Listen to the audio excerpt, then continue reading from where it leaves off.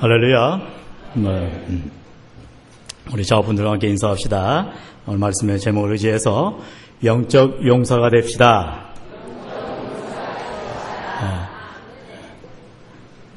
하라면 좀 하시와요. 네, 다시 한번 힘을 내어서 옆에 분들에게 모두 다 영적 용사가 됩시다.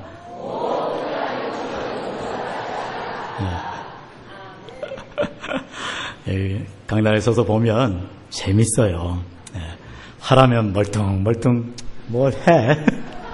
이런 분이 계시는가 하면 말씀, 인토네이션, 억양을 그대로 따라 해가지고 또 모두 다 하면서 이렇게 따라하시는 분들 계시고, 네, 각양각색이십니다. 은혜로운 시간인 줄 믿습니다. 아멘.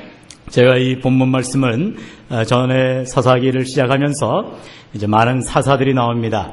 그 가운데에 우리에게 많은 도움이 되고 무엇보다도 하나님께서 우리에게 깨닫게 하시는 인물, 바로 기드온을 중심으로 해서 오늘 우리 영적 용사의 모습을 깨달아 알기를 원하여서 이 말씀을 증거합니다.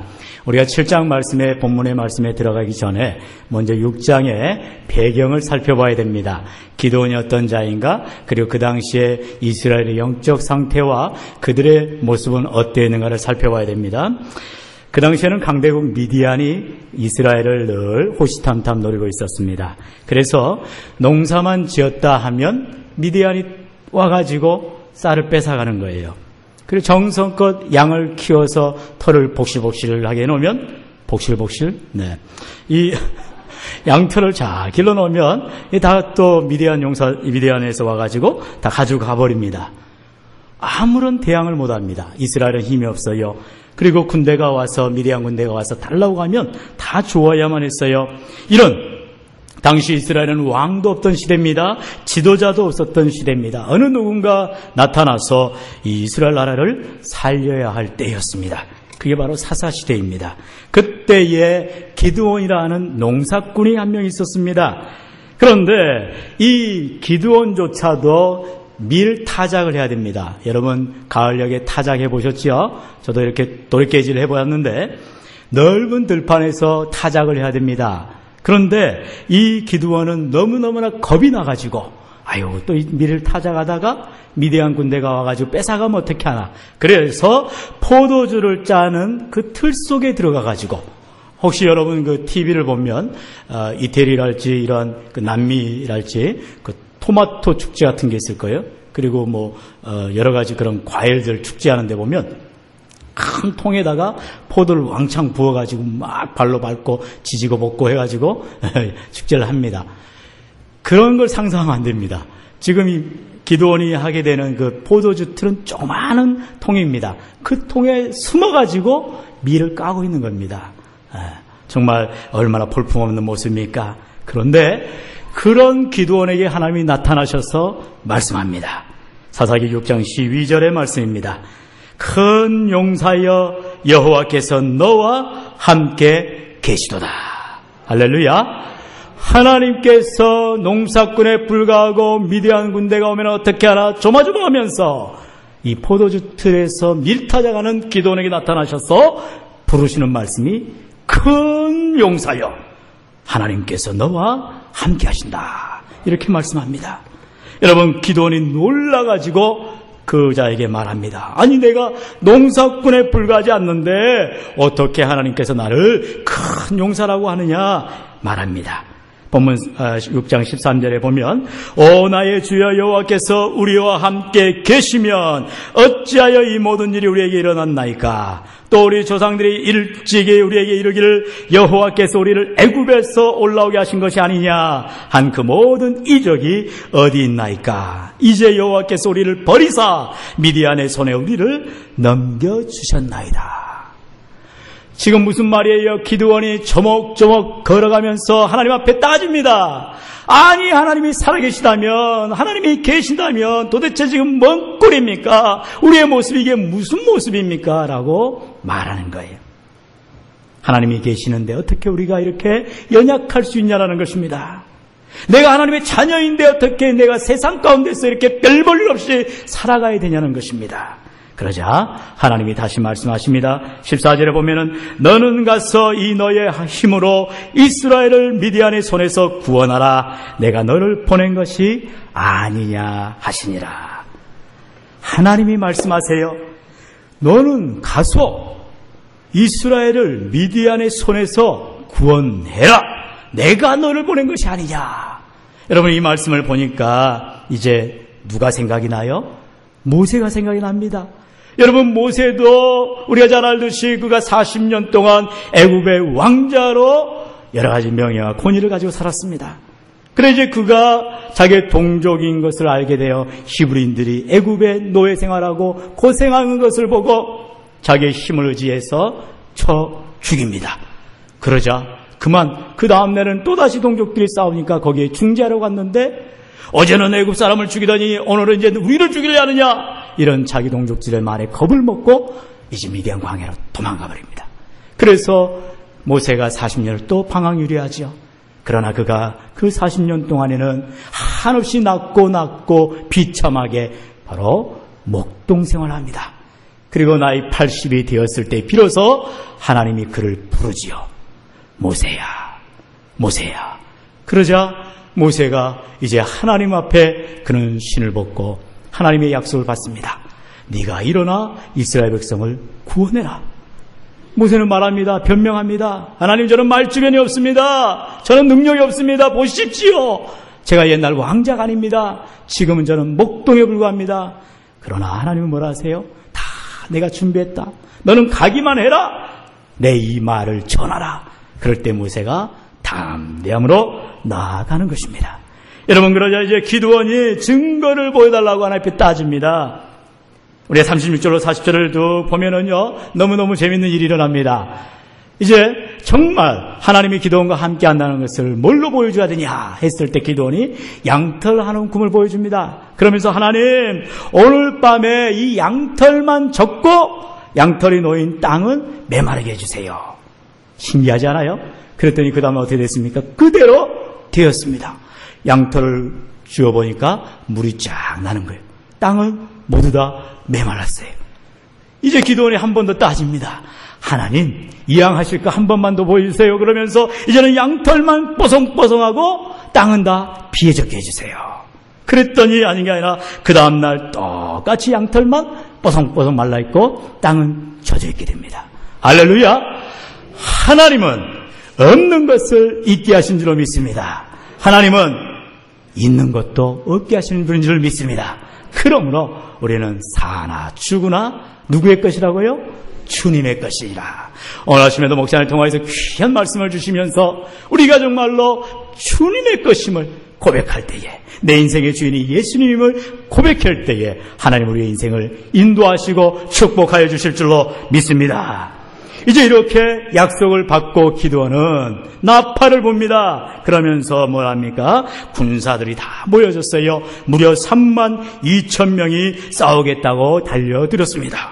아니, 생각해보세요. 좀 전까지만 해도 다 미디안 군대만 나오면 벌벌벌벌 떨던 그 이스라엘 군대가 이제 기드온이 나팔을 크게 불자 무려 32,000명이 몰려들었던 것입니다. 우리 본문 2절 말씀입니다. 우리 다 같이 2절 말씀을 봉독합니다. 시작. 여호와께서 기드온에게 이르시되 너를 따르는 백성이 너무 많은즉 내가 그들의 손에 미디안 사람을 넘겨주지 아니하리니 이는 이스라엘이 나를 거슬러 스스로 자랑하기를 내 손이 나를 구원하였다 할까 함이니라. 아멘. 무슨 말이에요? 쪽수가 많다는 것입니다. 그래서 우리가 했다, 내가 이겼다, 이런 고백을 할 것 같다는 거예요. 그래 하나님께서는 다시 기드온을 통해서 말합니다. 3절에 뭐라 했습니까? 누구든지 두려워 떠는 자는 길라산을 떠나 돌아가라. 아니, 32,000명이 모인 것도 대단한 건데 이제 기드온이 말합니다. 너희 가운데 지금 벌벌벌벌벌 겉으로 보이지 않지만 떨고 있냐? 떠는 자는 돌아가라. 이렇게 말을 합니다. 그러자 32,000명 중에 몇 명이 돌아갔다고요? 22,000명이 돌아갔습니다. 자, 빨리 뺄셈을 해보십시오. 제가 잘 계산이 안 되는데. 제가 말씀드렸죠? 미분 적분은 잘해도 산수를 못한다고. 몇 명 남았어요? 10,000명. 따라합니다. 10,000명. 아니 세상에 32,000명이 겨우겨우 모였는데 그만 그 중에 허수가 있더라는 것입니다. 무려 22,000명이 다 자기식으로 돌아가 버렸습니다. 그래 이제 10,000명이 남았어요. 그런데 하나님이 또 말씀하십니다. 4절 상반절에 보면은 백성이 아직도 많으니 그들을 인도하여 물가로 내려가라. 하나님은 그 하롯셈 물가에 가서 이제 10,000명을 데리고 시험하십니다. 뭘 시험해요? 물을 마시는 것을 보고 거기에서 정의 군사를 뽑겠다는 것입니다. 기도는 이제 10,000명을 데리고 하롯셈가로 갑니다. 그러자 그 하롯셈은 뭐예요? 길보아 산에서 흐르는 그 냇물가입니다. 이제 이 10,000명 가운데에 모두가 다 목이 마를 거 아니겠어요? 그래서 목이 마른 그들이 엎드려서 정신없이 물을 벌컥벌컥 마십니다. 그런데 그 가운데 300명은 적의 동태를 살핍니다. 그러면서 한 손으로 물을 퍼마시고 눈은 계속해서 좌우를 살펴보는 것이죠. 자, 우리 군대 갔다 오신 분들 이걸 뭐라 하죠? 사주 경계. 항상 좌우를 잘 살펴봐야 되는 것이죠. 사수가 나를 보듯이 나는 적군을 잘 쳐다봐야 됩니다. 왜요? 내가 죽으면 다 죽으니까. 10,000명 가운데에 9,700명은 엎드려져 가지고 물만 보면서 물을 벌컥벌컥 마셨지만 그 중에 300명은 손으로 물을 마시면서 한 손으로는 또 땅을 짚고 적군들이 있나 없나 동태를 살폈다는 것입니다. 하나님께서는 이제 좌우편으로 나눕니다. 300명은 남고 나머지는 다 집으로 가라. 결국 32,000명 가운데 몇 명이 남았어요? 300명이 남았다는 것입니다. 오늘 우리가 관심을 가져야 할 대상은 물론 32,000명도 됩니다. 그리고 거기에서 또 2차로 뽑힌 10,000명도 됩니다. 그리고 무엇보다 중요한 300명에 우리가 관심을 가져야 되겠는데요. 하나님께서는 이렇게 우리에게 말씀하시는 거예요. 뭐예요? 지원병이 너무 많다. 이제 너희 가운데 선택병은 적다. 무슨 말입니까? 많은 사람들이 지원하였다 할지라도 선택받은 사람은 다가 아니라는 것입니다. 여러분 우리가 꼭 기억해야 될 것은 하나님의 일을 하려고 우리가 나섰습니다. 지원했습니다. 자원했습니다. 그러나 하나님이 쓰시는 사람은 따로 있다라는 것입니다. 바로 32,000명 가운데에도 300명의 용사만 하나님이 선택했다는 것입니다. 하나님이 쓰셔야 내가 쓰임받을 수 있다는 것입니다. 하나님이 쓰고자 할 때에 우리는 순종하기만 하면 되는 줄로 믿습니다. 그럼 오늘 이 시간 하나님이 쓰시는 영적 용사가 누구인가 한 서너 가지로 우리가 살펴보도록 하겠습니다. 먼저 첫째로 우리가 희생하는 자입니다. 희생하는 자. 32,000명이 희생을 했습니다. 위험한 일에 자원했습니다. 내가 죽기로 각오했습니다. 여러분 32,000명 그 당시 이스라엘의 인구를 한번 살펴볼까요? 이제 얼마 지나기 전에 이들이 출애굽을 했습니다. 장정만 몇 명이라 했어요? 60만이라 했습니다. 그 60만이 출애굽을 했어요. 그리고 이제 사사시대가 들어왔어요. 몇 년이 훨씬 지났습니다. 그러니 지금 이제 가나안 땅에 정착한 사람들은 한 100여만 명 정도 장정이 됩니다. 자, 100여만 명 중에 이제 32,000명이 자원을 했다라는 것입니다. 이들은 나라를 위해서 죽음을 각오한 사람들이에요. 그래서 정말 이 모든 사람들 32,000명은 다 칭찬받아 마땅한 사람들이지요. 그런데 그들 가운데 300명이 있더라는 것입니다. 지금부터 100년 전 이야기입니다. 1905년 월드 시리즈, 그러니까 미국의 지금 NBA 내셔널 그 메이저 리그를 하죠. 거기에 크리스틴 매튜슨이라는 투수가 있었습니다. 전설적인 투수인데요. 이 사람은 그가 총 3경기 가장 중요한 월드 시리즈에 나가가지고 3경기 가운데 3연승 완봉승을 했습니다. 무려 27이닝을 던졌습니다.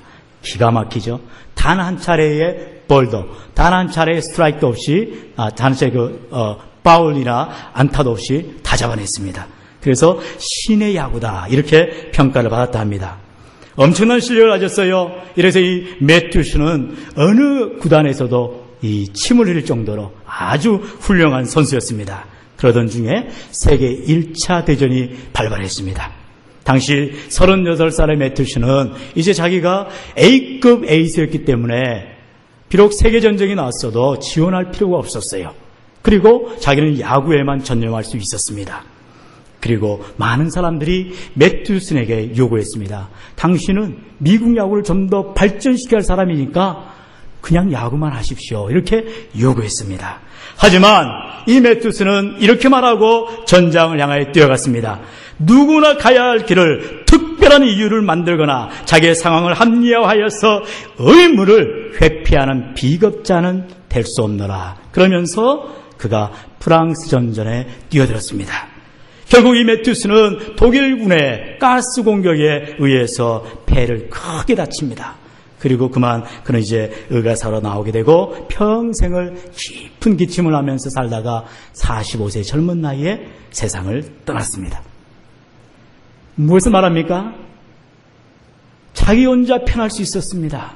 그러나 이 매튜슨이라는 사람은 내가 희생해야지, 내가 모델이 돼야지, 그리고 나아가서 자기 헌신을 할 때에 그가 바로 진정한 용사가 되었던 것입니다.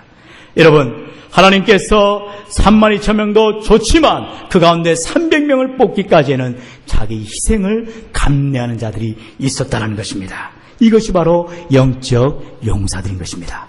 두 번째로는요, 하나님이 뽑으시는 영적 용사는 누굽니까? 바로 담대한 자인 것입니다. 따라해 봅시다. 담대한 자. 32,000명의 자기 희생을 한 사람들 가운데에 22,000명은 두려워서 도망갔다 했습니다. 그러나 담대한 자, 한마디로 간땡이가 부은 사람, 그런 사람들은 10,000명이었습니다. 이 10,000명의 사람들이 바로 담대한 자인데요. 우리 12절을 말씀 한번 읽어보죠. 12절, 본문의 7장 12절입니다. 시작. 미디안과 아말렉과 동방의 모든 사람들이 골짜기에 누웠는데 메뚜기의 많은 수와 같고 그들의 낙타의 수가 많아 해변의 모래가 많은 같은지라. 당시 미디안의 군대 진영을 한번 살펴보자고요. 7장 12절을 말씀하고 있지 않지만 우리가 쭉 본문을 읽다 보면 8장에 들어가 보면 8장 10절에 미디안의 군대를 말합니다. 13만 5천 명이에요. 굳이 확인하실 분들은 한 장을 넘겨보시면 사사기 8장에 나옵니다. 머리 복잡하니까 그냥 듣고만 계셔요. 자, 미디안의 군대가 몇 명이라고요? 13만 5천 명. 무려 13만 명이 넘는 많은 용사들이 있었습니다. 그런데 하나님이 32,000명이 자원한 이스라엘 군대가 많다라는 거예요. 그래서 너희들 가운데에 용기 있는 자만 남아라. 두려운 자는 집에 가도 좋다. 그러니까 10,000명밖에 남지 않았습니다. 자, 32,000명일 때는 몇 대 몇입니까? 쉽게 계산해서 3, 4, 12에서 저도 4.5대 1입니다. 한 사람이 4명만 죽이면 됩니다. 그런데 이제 10,000명밖에 안 되었어요. 그러니 미디안 군대를 어떻게 상대해야 됩니까? 한 사람이 두당 15명은 죽여야 돼요. 경쟁률이 엄청 세졌습니다. 여러분 요즘 많은 드라마 보시죠? 모 드라마입니다. 실명을 절대 거론하지 않습니다. 다 아시니까. 거기 보면은 여자가 그렇게 전쟁을 잘합니다.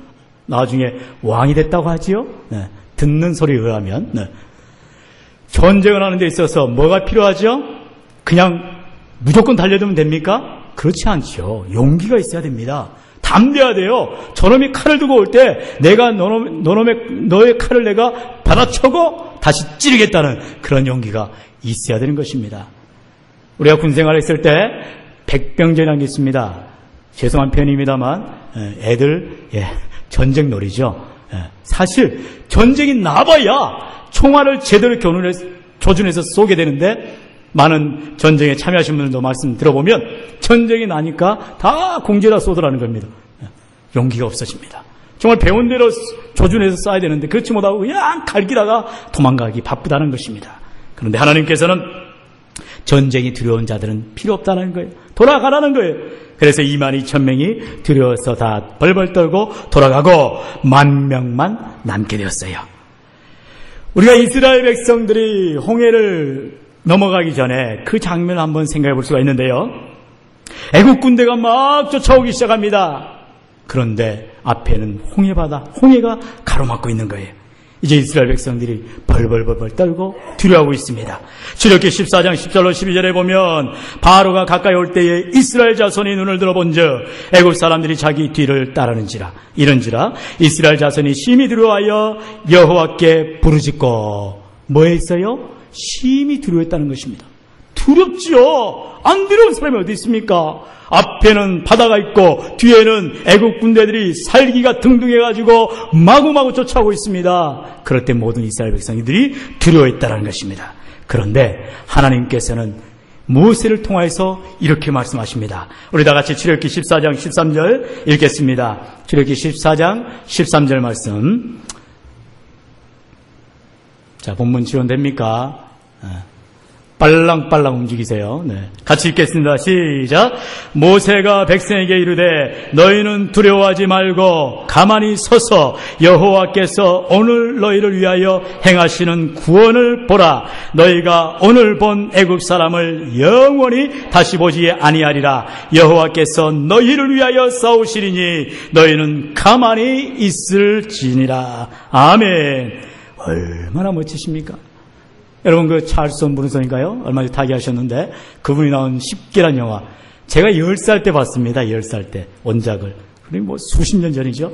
근데 거기에서 딱 하나 기억나는 게 바로 이 장면이죠. 모세가 지팡이를 이러니까 그 당시에 몇 년도입니까? 예, 아주 70년대 그 핵고방 시절 아닙니까? 근데 이 물줄기가 쫙 올라가면서 땅이 갈라지는, 그 바다가 갈라지는 거예요. 땅이 갈라지면 안 되고요. 네, 바다가 갈라지기 시작하면서 육지같이 되는 거예요. 그런데 여기에 보니까 하나님은 뭘 합니까? 하나님이 홍해를 가르시고 다 역사를 이루시는데 백성들, 이스라엘 사람들이 할 일이 하나밖에 없다는 거예요. 뭐라는 거예요? 두려워하지 말라는 거예요. 두려워하지 말라는 거예요. 하나님이 함께하고 있으니 벌벌벌 좀 떨지 말라는 거예요. 하나님은 오늘 우리에게 말씀합니다. 지금 너희들의 상황과 환경과 여건이 어떠느냐? 두려워 벌벌 떨지 말고 담대하라고 우리 하나님은 말씀하고 계십니다. 이스라엘 백성들이 두렵지만 모세를 통하여서 하나님은 두려워 말라라고 말씀하실 때에 이들을 결국 용사로 쓰시겠다는 것입니다. 여러분 문제가 생겨도 그 문제를 어찌할꼬 내가 생각하면 어렵지만 하나님이 하실 것을 믿고 도전하는 자에게 하나님이 기적을 나타낼 줄로 믿습니다. 이와 같이 하나님이 쓰신 영적 용사는 두려워하지 않고 담대한 자를 쓰신다는 것입니다. 이제 마지막으로 우리가 세 번째로 우리가 하나님이 보시는 영적 용사는 누구인가를 볼 때 세 번째로 집중하는 자라는 것입니다. 집중하는 자. 여러분 이제 32,000명에서 2차 선택이 10,000명이 되었습니다. 그들은 용감한 자였습니다. 그러나 그 10,000명에서도 하나님은 또 300명을 뽑았습니다. 그 사람들은 누구였습니까? 집중하는 자였습니다. 300명의 용사들은 사명을 바라봤습니다. 내가 이제 이스라엘 용사가 되어서 저 미디안을 향하여 적군을 향하여 나아가 싸울 용사다. 이러한 자기 사명에 불타는 자들이었습니다. 그럴 때에 하나님은 그들을 뽑으시는 것이었어요. 물을 마시는 것을 보고도 이미 그 군사의 됨됨이를 알 수가 있더라는 것입니다. 목이 마릅니다. 똑같이 마릅니다. 10,000명 다 목이 마릅니다. 그런데 그 가운데 9,700명은 대충 그냥 물만 마시게 되었어요. 물밖에 보이지 않는 거예요. 그러나 300명의 용사는 적을 생각했습니다. 내가 적을 이기기 위해서 물을 마셔야지 내가 살기 위해서 물을 마시는 게 아니다 생각했던 것입니다. 여러분 사명이 우선인 것입니다. 나의 환경, 나의 여건, 나의 좋은 모든 문제가 우선이 된 것이 아니라 하나님의 뜻이 우선인 줄로 믿습니다. 예수님이 그리하여서 겟세마네에서 기도하실 때 뭐라 했어요? 나의 원대로 마옵시고 아버지의 원대로 되기를 원하나이다 했습니다. 여러분 우리는 이러한 예수님의 집중하시는 모습을 우리가 바라봐야 됩니다. 그래서 히브리서는 이렇게 말하고 있습니다. 12장 2절에 보면은 뭐라고 말씀하고 있어요? 믿음의 주요 또 온전케 하시는 이인 누구를 바라보라? 예수를 바라보라. 여러분 우리가 예수님을 바라볼 때에 우리는 믿음이 온전해집니다. 또 우리를 새롭게 하십니다. 예수님을 바라보는 자들마다 반드시 승리하게 될 줄로 믿습니다. 여러분 기드온이 나팔을 불 때에 32,000명이 모여들었습니다. 그리고 기드온은 이제 두려운 자들은 가도 좋다 했을 때에 10,000명이 남았습니다. 그리고 그 가운데 물을 마시라 할 때에 사명에 집중해서 준비한 자들 300명이 남게 되었던 것입니다. 대학을 졸업한 어떤 청년이 하나 있었습니다. 그가 뉴욕 박물관, 지금의 이제 미국 자연사 박물관이라는데요. 목사님 가보셨나요? 예, 꼭 가보고 싶습니다. 네. 그것이 아주 유명한, 공룡뼈도 있고요. 아주 유명한 그런 박물관이라는데, 이 출중한 이 청년은 거기에 임시 직원으로 발탁이 되었어요. 그래 얼마나 기분이 좋겠습니까? 그런데 이 청년은 다른 사람들이 출근하기보다 1시간 전에 나와서 박물관의 온 바닥을 닦기 시작합니다. 그런 용역이 아닙니다. 그는 거의 관리인이 아닙니다. 그럼에도 불구하고 그는 자기가 임시 직원이지만 내가 이 박물관을 닦아야지. 그러면서 열심히 닦습니다. 어느 날 박물관장이 그에게 다가와서 말합니다. 아니 청년, 왜 마루를 닦고 있는가? 이렇게 말하자 청년이 대답합니다. 박물관장님, 이것은 그냥 마루가 아닙니다. 제가 사랑하는 박물관의 마루입니다. 여러분, 이 사람이 결국 정식 직원으로 발탁이 되었고요. 그는 알래스카를 다니면서 고래와 포유류를 연구하게 되었어요. 그리고 1912년 우리나라 울산 앞바다에 와서 귀신고래가 잡힌다는 것을 학계에 최초로 밝힌 바로 세계적인 고래학자 앤로이 찰프만 앤드루스가 이 사람입니다. 여러분, 내 할 일이 무엇인지를 아는 사람, 그리고 거기에 사랑과 애정을 가지고 관심을 갖고 열정을 가지고 쏟는 사람, 이 사람을 누구라도 사랑하지 않겠습니까? 미국의 강철왕으로 유명한 우리 앤드류 카네기가 있습니다. 그 카네기의 일환인데요. 여러분 가운데 혹시 아시는 분도 계시겠지만 이야기를 하고 마치길 원합니다. 그 사람은 1835년 스코틀랜드에서 태어났습니다. 당시 영국이 너무너무나 살기 어렵고 세계적인 공황이 오자 이제 미국이라는 신대륙으로 이민을 가게 됩니다. 13살 때 이제 온 가족을 미국으로 가게 되었어요. 가난 때문에 이제 이 카네기는 자기가 할 수 있는 일이 무엇인가 살펴보았어요. 그 동네가 피츠버그인데 그곳에 전신전화국에서 배달원을 뽑는다는 광고를 봅니다. 그리고 그는 결국 그 배달원에 지원하였고 이제 일을 하게 됩니다. 그는 일을 철저하는 성격이었어요. 그래서 카네기는 시간이 날 때마다 이 자기 관내에 사는 그 사람들의 주소와 이름을 대조하면서 애우기 시작합니다. 그냥 자기 할 일만 하면 됩니다. 그러나 카네기는 이왕이면 내가 일을 할 때 제대로 해야 되겠다. 그러면서 올바른 주소와 그리고 이름들을 판독하기 시작합니다. 예를 들어서 한 편지가 있는데 유명한 사람이 있어요. 예를 들어서 한광철공소 사장님 앞 이렇게 해놓으면 도대체 누구겠어요? 아니, 철공소 사장은 맞는데 도대체 어느 집 누군지를 모르잖아요. 이럴 경우 항상 반송이 오는 것입니다. 그러자 카네기는 이 자기 지역에 유명한 사람이 누구인가 리스트를 뽑습니다. 그리고 그 사람들이 주소를 파악합니다. 그래서 일일이 호구조사를 해서 자기가 파악을 해놓은 거예요. 그리고 어느 날 이제 주급을 주는 날이 되었습니다. 우리나라 월급 날이 아니죠. 주급. 그래서 매주 말에 이제 봉급을 주는데 매니저가 직원들을 한 줄로 세워놓고 다 봉급을 줍니다. 얼마씩 줍니다. 카네기 차례가 되었습니다. 카네기에게 봉급을 주는 게 아니었어요. 너 이리부터 빼는 것입니다. 아니 카네기가 갑자기 당황합니다. 아니 나 잘못한 게 없는데 이거 바로 잘리는 거 아닌가? 그런 생각을 하고 있는 찰나에 어느덧 봉급을 다 주었어요. 카네기만 남았습니다. 매니저가 부릅니다. 카네기야 일로 와봐. 말합니다. 카네기야 너는 나에게 아주 특별한 배달원이야. 너는 다른 배달원보다 더 정확하게 더 많은 일을 제대로 배달했어. 정말 믿을 수 있는 친구야. 이제부터 너의 봉급을 매주 $2 25센트씩 더 올려줄게. 할렐루야. 남이 돈 잘 받는 거 싫습니까? 당시 $2 25센트 어마어마합니다. 여러분, 카네기가 세계적인 부호가 되기까지 이처럼 출발이 달랐다는 것입니다. 우리의 인생 가운데에도 하나님이 우리의 모습을 바라보시면서 한광교회 직분자들로 세우십니다. 아니 세우셨습니다. 그리고 요구하시는 게 있습니다. 얼마 전에 목사님께서 말씀을 전가하실 때 거룩한 부담감이라는 말씀을 쓰셨어요. 저는 그 말씀 마음에 새겼습니다. 그래, 비록 목사님을 통해서 말씀하시지만 하나님께서 내게 주시는 거룩한 부담감이 있다면 그걸 부둥켜 안아야지.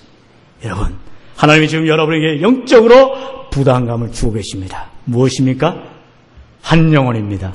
한 영혼을 전도하여서 그 영혼을 이끌겠다는 부담감을 갖게 하는 것입니다. 오늘 우리 귀한 집사님 기도하시면서 정말로 그 영혼을 구원하기에 열정을 보달라고 간구하고 있었습니다. 해바라기는 늘 태양만 바라봅니다. 레이다는 적군을 감지하고 있습니다. 미디안을 바라보는 300명의 용사가 있었기에 결국 이스라엘은 승리하게 되는 것을 보게 됩니다. 오늘 한강교회 성도 여러분, 사명자로 부르신 여러분을 하나님께서는 우리에게 할 일을, 바로 전도의 일을, 기도의 일을, 봉사의 일을 주시고 계십니다. 이제 우리는 예수님을 바라보며 예수님이 섬기신 것처럼, 예수님이 서로 살아가신 것처럼, 예수님이 남에게 헌신하신 것처럼 우리도 그와 같이 헌신하며 나아갈 때에 하나님은 저와 여러분을 반드시 하나님이 함께하는 용사로 부르셔서 이웃을 치유하고 세상을 변화시키는 우리 한강 공동체가 될 수 있기를 주의 이름으로 간절히 축원합니다. 우리 하시면